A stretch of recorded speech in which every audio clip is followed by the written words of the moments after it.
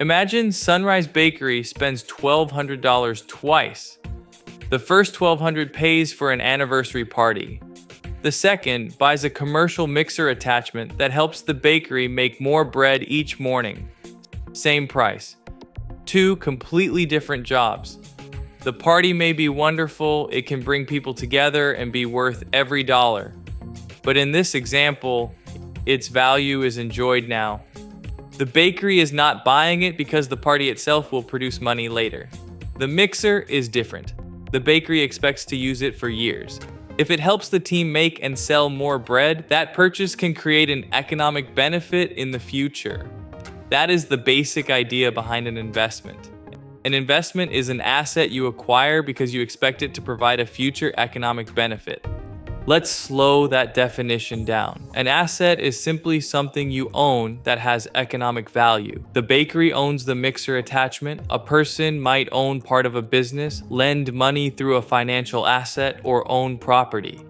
Those assets are different, but each can potentially create value for its owner. That future benefit can arrive in a few ways. The asset might produce income. It might become more valuable.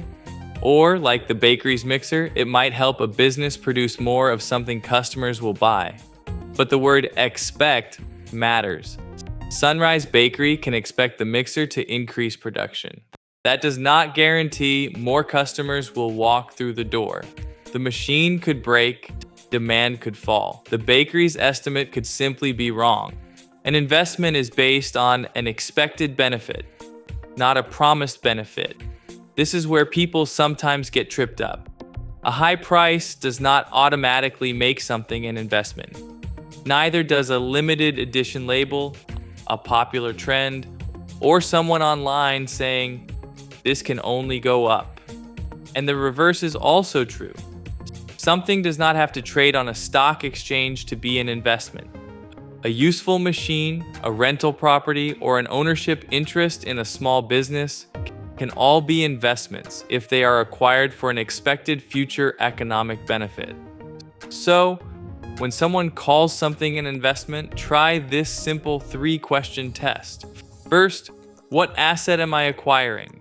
Second, where could the future economic benefit come from? Third, what could stop that benefit from arriving? For the Sunrise Bakery mixer, the answers are clear. The asset is the mixer attachment. The expected benefit comes from making and selling more bread. And the benefit might not arrive if sales are too low, costs are too high, or the machine does not perform as expected. Those questions will not tell you whether an investment is good or bad, but they will help you understand what you are actually buying and what must happen for it to work. So here is the idea to keep. An investment is an asset acquired with the expectation of a future economic benefit. The benefit might be income, increased value, or greater production. And because it is expected, not guaranteed, there is always uncertainty. If this made investing feel a little easier to understand, like the video and subscribe for the next lesson.